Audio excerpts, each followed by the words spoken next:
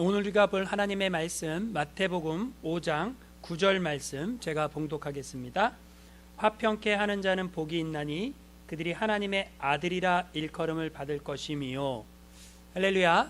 예수님의 복 이야기 7번째 시간 화평케 하는 자의 복에 대해서 하나님 말씀을 나누겠습니다. 화평케 한다, 영어로 말하면 피스메이커입니다. 여러분, 피스메이커의 반대말이 뭔지 아십니까? 트러블 메이커입니다.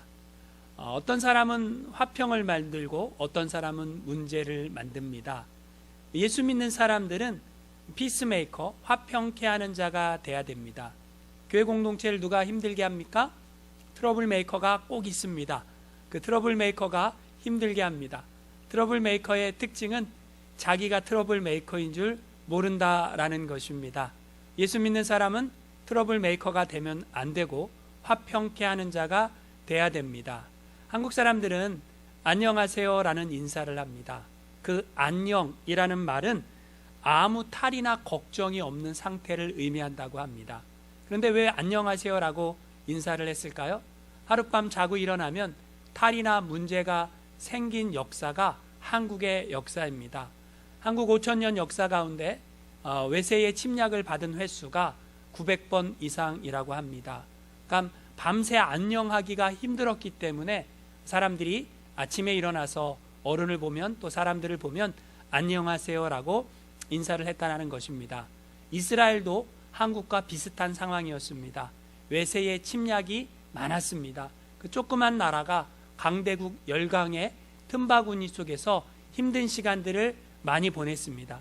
그래서 이스라엘 사람들은 만나면 이렇게 인사를 했습니다. 샬롬. 샬롬이라는 말은 평강, 화평이라는 말입니다.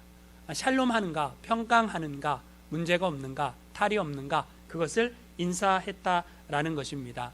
오늘 우리가 살고 있는 이 시국은 어쩌면 우리가 아침에 일어나 사람들을 볼 때 샬롬이라는 인사를 해야 될 진짜 시국이 아닌가 생각이 듭니다.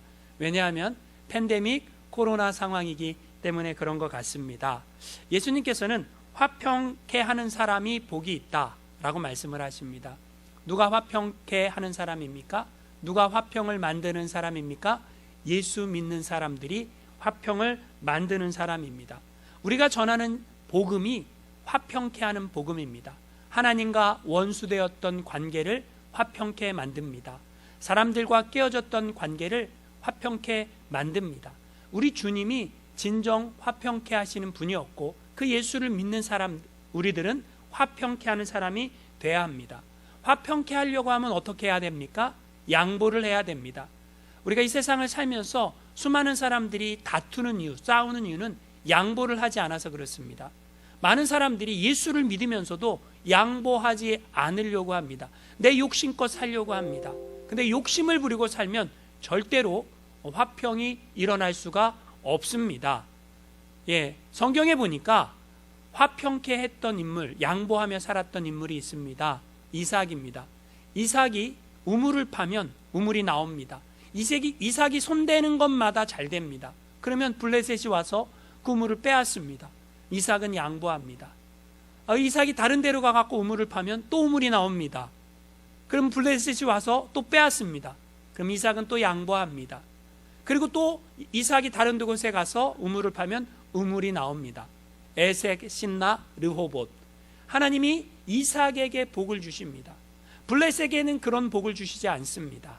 이삭이 양보했더니 이삭은 풍성한 은혜를 누리게 되고 블레셋도 이삭이 하나님이 함께하지 않으면 저런 은혜는 누릴 수 없다라고 생각을 해서 이삭이 믿는 하나님을 두려워하게 되었다라는 것입니다. 이삭이 양보했더니 손해보았습니까? 아닙니다. 손해보지 않았습니다. 이삭은 더 풍성해지고 나누는 삶, 높임받는 삶이 됐다라는 것입니다.